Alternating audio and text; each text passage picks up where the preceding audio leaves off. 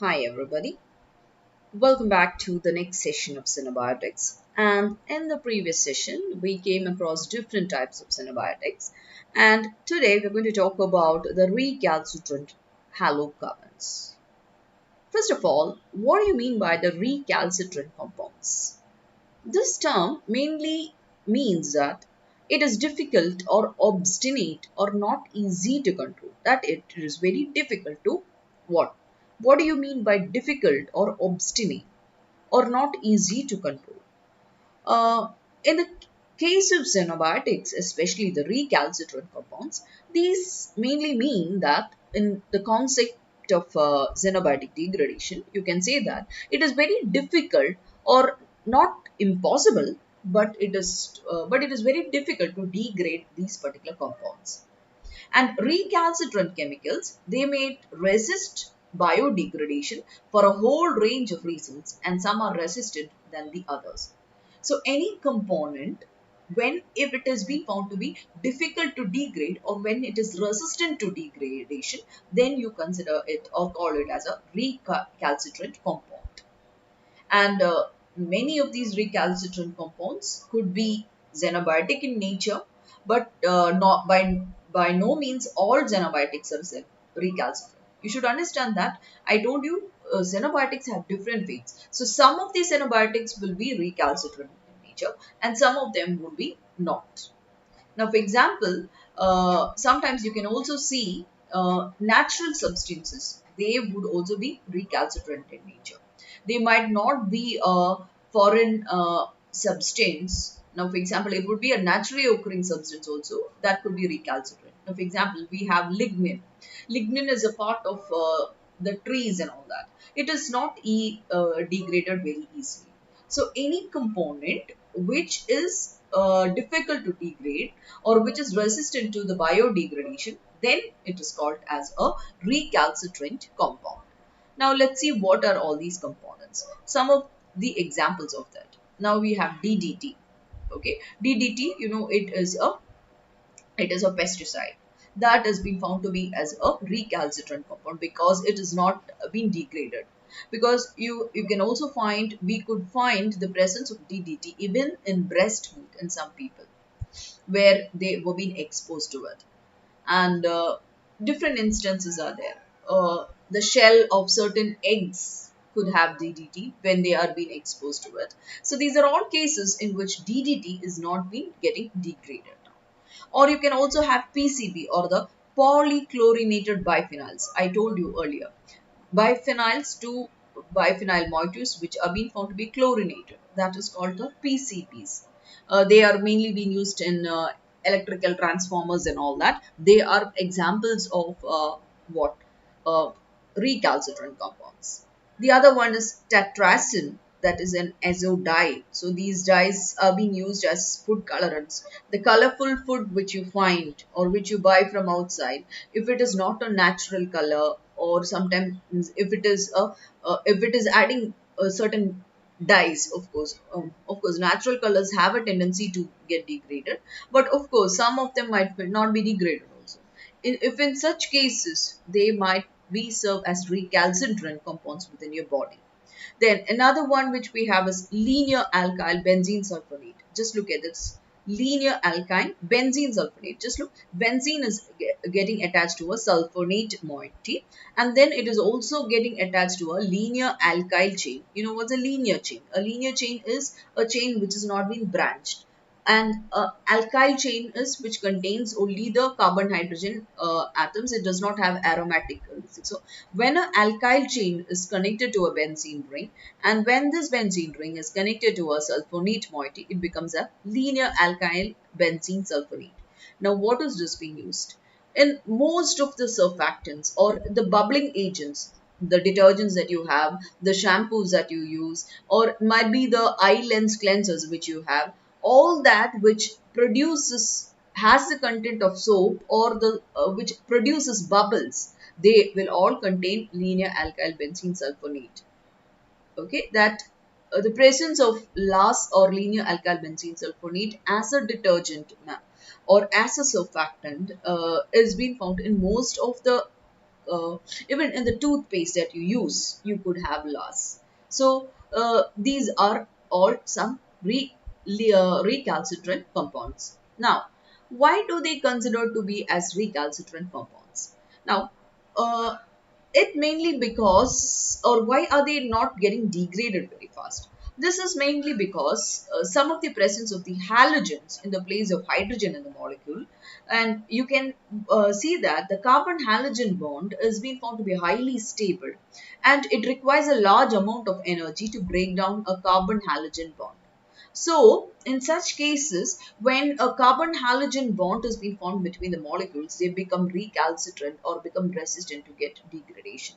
Or sometimes, when the hydrogen of their chemical composition has been replaced by certain other functional groups. Now, for example, nitro, sulfonate, methoxy, amino, or carbonyl groups. Now, in the case of last, we have the sulfonate group attached. In such cases, what happens? They become little more recalcitrant or difficult to become degrade.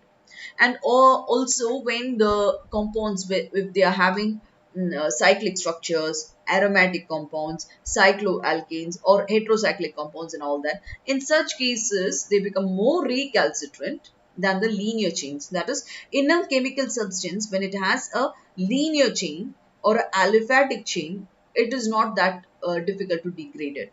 But when it has a cyclic structure, it becomes little more difficult to degrade it. So, it's mainly because the branched linear chains, no, sorry, the normal linear chains, they are okay for degradation. Okay. When you get a aromatic ring or an additional group into it, becomes little more recalcitrant. Now, in the alkyl chain also, if it is linear means it is as a straight line. It does not have any branches. That case, it has been found to be okay. It can be degraded easily. But if it becomes branched, now for example, from a linear chain, if some branches are coming, then it becomes a branched linear chain. In such cases also it could resist the process of biodegradation. So the recalcitrance is due to different reasons, and they so it could be a reason that they are being highly stable, okay, and because they have all these components which make them, all the chemical groups which make them more stable, or sometimes they might not be recognized as a substrate by the existing degradative enzymes. Now, for example, different components are being degraded because of the action of certain enzymes. Now, I'll tell you, cellulose is degraded by what? Cellulases. And now lignin has to be degraded by lignin degrading enzymes are there. If you have pectin is a natural component within the plants and all that, pectinases have to act. So it is the action of enzymes which will break down the substrate. Now, if a xenobiotic is coming, and if the xenobiotic cannot be identified by the what uh, degradative enzymes, then it becomes a recalcitrant compound. Or sometimes these components might not be soluble in water, or they might not be absorbed to the external matrices like soil. In such cases, they become recalcitrant, and they are highly toxic or give toxic products due to microbial activity. So in that cases also, we will consider them as a recalcitrant, and they could also have a large molecular size which prevent the entry into the microbial cells. You just remember, it is a microbe which is normally degrading the substance. If uh, a microbe should utilize a substance, that substance mostly have to enter into the microbe, or it should be soluble in the water so that the microbe can utilize the water as well as the substance. But if the xenobiotic which it has to degrade is not soluble in water, or if it is large enough that it cannot enter into the microbial cell, then it becomes difficult to be degraded. And some of them will not be able to be degraded by the enzymes which are already present in the microbe. And in such cases also, it might not be. And you might sometimes also need large amount of effort to transport these substances into the microbial cell also.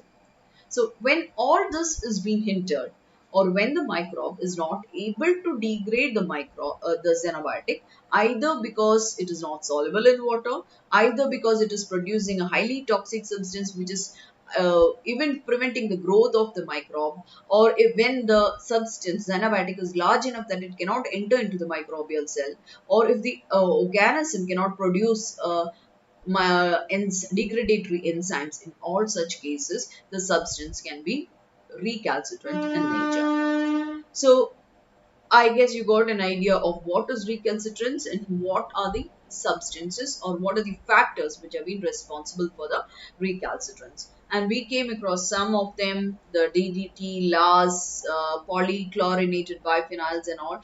These are all coming under the recalcitrant xenobiotics, which are difficult to degrade. And why they are becoming difficult to degrade, we explained. Some of the structural advantages of the compound might be responsible for its recalcitrance, or it might be because they are not soluble in water, they are highly stable because they are not being degraded by the existing degradative enzymes, or might be because of the what, they are toxic to the microbes who should degrade the compounds, or they are large size, or they require large amount of transportation difficulties are there for it to be degraded, to be transported into the microbial cell, or sometimes if they are not inducing the production of degradatory enzyme. What do you mean by that? It means that sometimes that is only when, now I'll tell you an example. Large amount of pectinases is produced when a pectin source is being present. The same way, if a xenobiotic is present and if it is not inducing or triggering the production of its degradatory enzyme, then it becomes recalcitrant in nature. So hope so this is clear. Now we will move on to the halocarbons. What are halocarbons? These are carbons, halocarbon. Halogens like chlorine, bromine, fluorine, etc. When they are being attached to the carbonated molecules, they form the halocarbons. Now, for example, chloroform, which we say is substance which we say you keep it on your nose and you faint off. That's what you see in the TV. So that is a halocarbon. Then this they are used as solvents and they can be used as propellants in the spray cans of cosmetics, paints, etc. And they can be used as condenser units of cooling systems. So, for example, freons, chlorofluorocarbons and all that. These are all being present in the as coolants within the refrigerating systems. Then you can also find them as insecticides. Now, for example, DDT, BHC, Indane, these are all halocarbons. Then also you can find them as herbicides.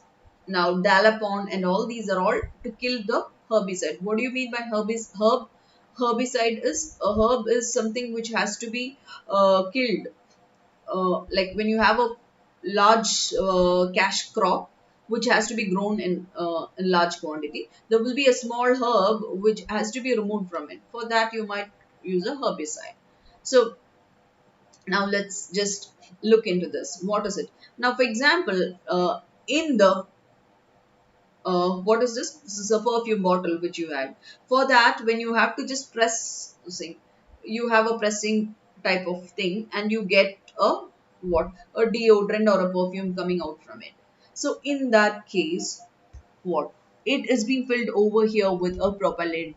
Okay, so that the chemical or the thing which has to be sprayed out should be coming up, it should come out with the help of one chemical.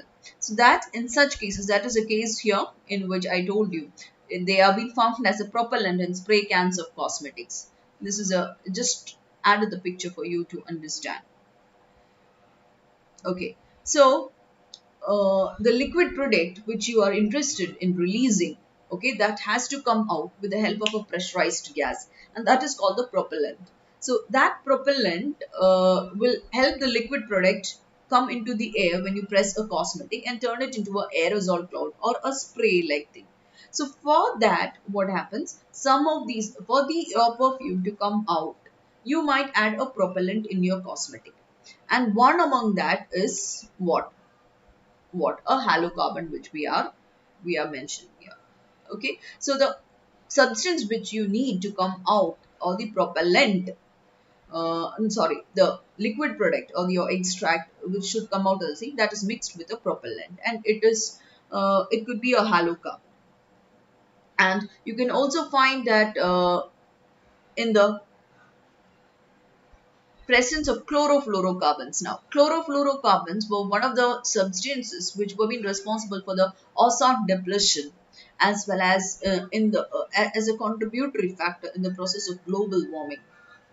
And earlier, this was mainly being chlorofluorocarbon was being used as a propellant in aerosol cans, as well as in the refrigerators and all that. So that was mainly responsible. That was responsible for global warming, and now they have been replaced by certain other chemicals, like for example, propane and butane and all. Uh, because of course they do not cause harm to the ozone layer, but they have been replaced by like propane and butane has replaced CFC. But of course, propane and butane also do have harmful effects on our body, but and it is also highly flammable. But then something better than nothing, or the intensity of the harmfulness is reduced when you use propane and butane rather than CFC. So this, in the case of a refrigerator also, uh, to cool it, okay, you can add these substances. Then the other xenobiotics which we have are the halogenated aliphatics. Halocarbons are a family of manufactured molecules consisting of hydrogen, carbon, fluorine, chlorine, and bromide. And as we mentioned here, that is halocarbons and CFC, these are all what? Halogenated aliphatics. They could be when we have carbon, fluorine, halogen with carbon, hydrogen, and bromine and all that. And they are also known as the CFCs, the halons, and they were being used in the presence of refrigeration, as I mentioned earlier. And of course, I had also told you that these are being found as propellants, and they are very harmful to the environment. Now, why CFC is bad, or why the chlorofluorocarbons are being considered to be as bad? One thing is that these compounds are being found to be stable, and it is not easy to degrade. Second thing is they release chlorine into the upper atmosphere. And what happens is when chlorine, of course, when too much amount of the halogens appear in the atmosphere, it could cause adverse effects to us. And you can see that uh, chlorine is not only, and it is something which will degrade the ozone layer also. Okay, even from the volcanoes, acid rains, in such cases also chlorine is going. Okay, and bromine which has been liberated from the forest fires, that is also acting similar to that of the chlorine. So all these components, when they grow into the atmosphere, they could cause harmful effect to the ozone layer, and the after effects of that is also being clear to you. So the CFC, or the chlorofluorinated carbons, okay, okay, these are harmful to the environment and we need to remove them. Okay. Then the next xenobiotic which we have is a polychlorinated biphenyls. Earlier, hope so you remember, we have a biphenyl molecule. Let me just show you if you forget what is a polychlorinated biphenyl. This is a polychlorinated biphenyl, a biphenyl molecule which has been polychlorinated. So what is a polychlorinated biphenyl? Okay, a polychlorinated biphenyl, it has two covalently linked benzene rings and halogens are substituting the hydrogen. And they are being used as plasticizers, insulator, coolants in the transformers and heat exchange fluids. And they are both biologically and chemically inert to different degrees. And what happens, and that increases the number of chlorine atoms present in the molecule. And the recalcitrant nature of the above two groups of the compound is due to the halogenation as well as the cyclic nature of the PCBs. So in the case of PCB, you have an aromatic ring and also you have a multiple chlorines attached to it. So the structure itself is making it recalcitrant in nature. Now, then the other one, as I told you about linear alkyl benzene sulfonates. I had showed you this is a detergent component and it is superior to the normal soap. And what happens? The sulfonate group present at one end resists microbial degradation, while the other end it is having a linear alkyl chain. Uh, Linear alkyl chain, and sometimes if it becomes branched it becomes little more recalcitrant in nature. And at present linear alkyl sulfonates having non-branched alkyl chains are used, and these are biodegraded by beta oxidation by the alkyl ends. Now, for example, the detergents which we have, you will have, if you're having a benzene and if it is having a branch chain, it becomes little more difficult to degrade. But instead, they are using linear chains right now so that they might be degraded. Then coming to the synthetic polymers. What are synthetic polymers? Now you have polyethylene, polystyrene, polyvinyl, nylons and all. These are all examples of certain synthetic polymers, or even plastics which we use as garments, wrapping materials. These are all xenobiotics. And they are recalcitrant mainly due to the xenobiotics. They are insoluble in water and because of their molecular size. So you do remember there are different reasons which contribute to the recalcitrant nature, and so different components have difference. Now in this case synthetic polymers, they are not soluble in water, that is, and their size is also been found to be very large. That is the reason why they are being found to be recalcitrant in nature. In nitroaromatic compounds, nitroaromatic is nothing but a benzene ring with a nitro group attached to it. And I told you, when you have large amount of functional groups like nitro groups and all that, that would be make it recalcitrant or difficult to degrade. And of course, benzene ring is another thing which will inhibit the degradation. So when a nitro group, now for example, you can look into this. These are nitroaromatics, a benzene with a nitro group. When such benzene with nitro groups are coming, it becomes difficult to degrade.